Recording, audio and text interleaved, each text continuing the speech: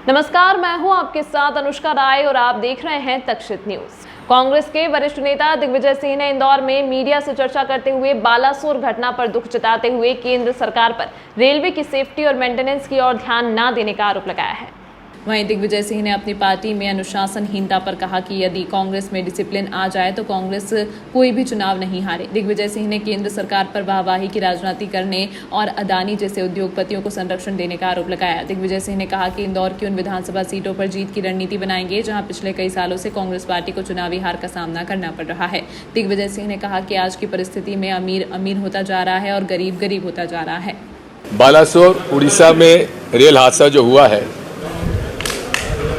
वो हमारे लिए इंडियन रेलवेज के लिए सबसे बड़ा हादसा है, जिसमें लगभग 300 लोग की मृत्यु हुई है और 1000 से लोग घायल हुए हैं। देखो, बात यह है, कांग्रेस में डिसिप्लिन आ जाए ना तो कभी चुनाव नहीं हार सकती। पर आपके हर कार्यक्रम में कोशिश दिख भी रही है और वो चीजें दिखाई भी देने लगी है। अभी तुम रुक तो जाओ। कांग्रेस में कई ऊर्जा दिख रही है।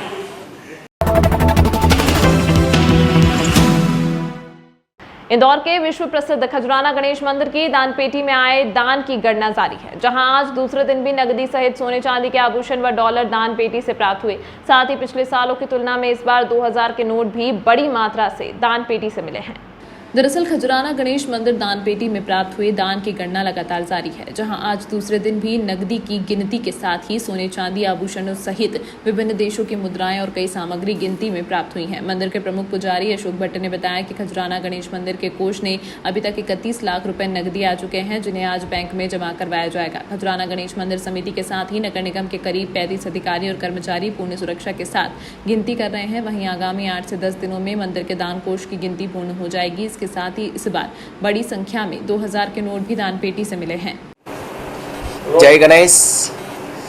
विश्व प्रसिद्ध तीर्थ स्थल श्री गणेश मंदिर खजराना पर दान पेटियां खोली जा रही है और यह गणना लगभग 8-10 दिन तक चलेगी। 40 पेटियां हैं, जिसमें से 8 पेटियां खोल ली गई है और उनके नोट के बंडल बना दिए गए हैं और वो 31 लाख रुपए अभी सीलबंद बॉक्स में रखे हुए हैं, उनको बैंक में जमा कराया जाएगा। इस बार 2-2 हज़ार के नोट ज़्यादा निकल रहे हैं। ये सितंबर में बंद हो जाएंगे, तो उसके पहले इन नोटों को बैंक में जमा कराना है। और सोने चांदी के आभूषण भी निकल रहे हैं पेटियों में से। भावनात्मक चिट्ठियाँ भी निकलती है। कोई किसी की भावना रहती है कि मैं पीएससी में पास हो गई तो 111 किलो लड्डू चढ़ाऊँगी। ऐसे अलग अलग तरह की चिट्ठियाँ भी निकलती हैं। और यहाँ पर प्रवासी भारतीय सम्मेलन इंदौर में जो आयोजित हुआ था, तो उसमें जो विदेशी लोग आए थे, तो डॉलर और ऑस्ट्रेलियन डॉलर और अमेरिका के नोट भी निकल रहे हैं। ऐसे अलग अलग तरह की विदेशी करेंसियाँ निकल रही है और स्वर्ण आभूषण वगैरह भी यहाँ पर पेटियों में से निकलते हैं। पुजारी अशोक भट्ट, श्री गणेश मंदिर प्रबंध समिति खजराना। जय गणेश।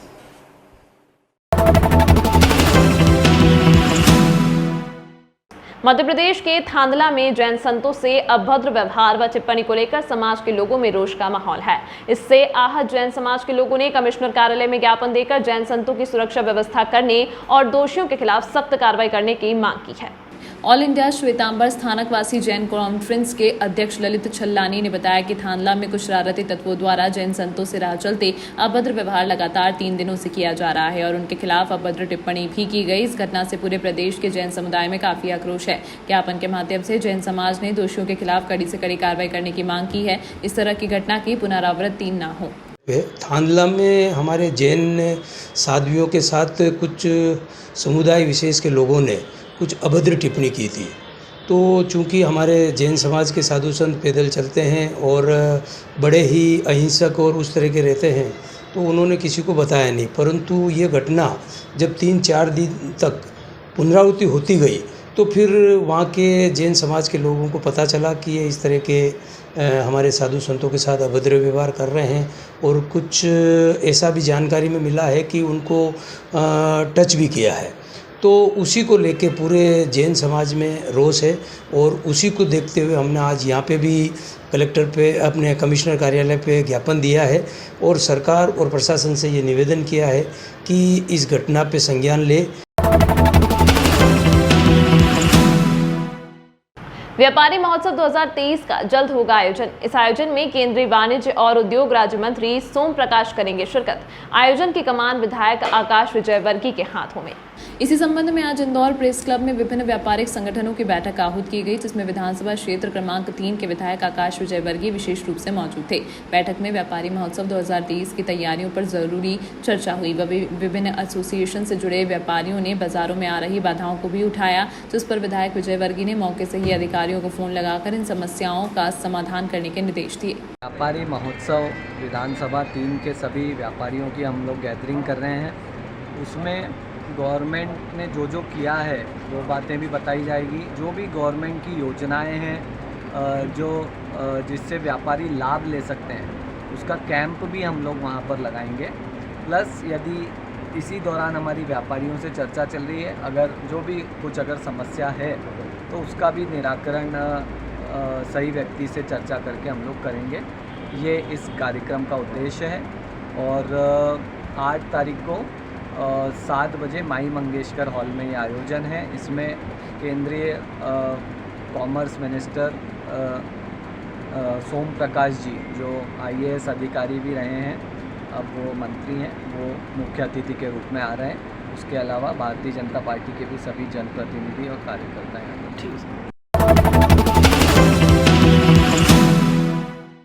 निगम आयुक्त ने किया अलग अलग बैंकों का निरीक्षण। लाडली बहना योजना को लेकर की बैंक अधिकारियों से चर्चा। पिछले कुछ दिनों से महिलाओं के खातों को लेकर आ रही थी तकनीकी समस्या। प्रदेश सरकार की महत्वाकांक्षी लाडली बहना योजना के सफल क्रियान्वयन को लेकर प्रयास जारी है। इसी बीच इंदौर की निगम आयुक्त हर्षिका सिंह ने लाडली बहना योजना से जुड़ी शिकायतों के निराकरण के लिए अलग अलग बैंकों का निरीक्षण किया। निगम आयुक्त हर्षिका सिंह ने बताया कि इंदौर के अर्बन एरिया में 2,60,000 महिलाओं के रजिस्ट्रेशन हो चुके हैं। बेसिकली पिछले इनफैक्ट 2-3 दिनों से हम लोग बैंकों में जाकर ये देखने की कोशिश कर रहे हैं कि कुछ महिलाएं हैं जिनका अभी भी बैंक आधार लिंकेज और DBT का जो की समस्या है, उसमें कुछ तकनीकी विषय आ रहे हैं। उन्हीं इशू को लेकर एक बार बैंक से एक्चुअल फीडबैक लेने का, क्योंकि एक प्रयास हम लोग सब कर रहे हैं कि वास्तविकता क्या है और क्या दिक्कतें जा रही हैं, ताकि हम अपने हेड ऑफिस और मुंबई MPCL के साथ भी कोऑर्डिनेट कर सकें। यहाँ पर कुछ महिलाएं निकली जिनका ऑलरेडी आधार सीटिंग है पर हमारे पोर्टल पे अपडेटेड नहीं था, तो उसको हम लोग टेकअप करके और भोपाल और बॉम्बे से कोऑर्डिनेट करके उनके इश्यूज़ को सॉर्ट आउट करने की कोशिश कर रहे हैं, ताकि 10 तारीख को जब सभी महिलाओं के खाते में पैसा डाला जाए तो वो वास्तव में वो ट्रांजैक्शन सक्सेसफुल रह सकें। लगभग 2.63 लाख हमारे जो अर्बन क्षेत्र की महिलाएं हैं उनका रजिस्ट्रेशन हो चुका है। और उसके कंपैरिजन में अगर हम बात करें तो हमारे यहाँ पर लगभग 10 से 12 हज़ार ऐसी महिलाएं हैं जिनका अकाउंट अभी हमको ठीक करवाना है या अपडेट करवाना है, मैं कहूँगी। तो उस पर हम काम कर रहे हैं एंड वी आर एमिंग कि बाय 10th हमारा ये पूरा काम जो गैप है वो कंप्लीट हो सके।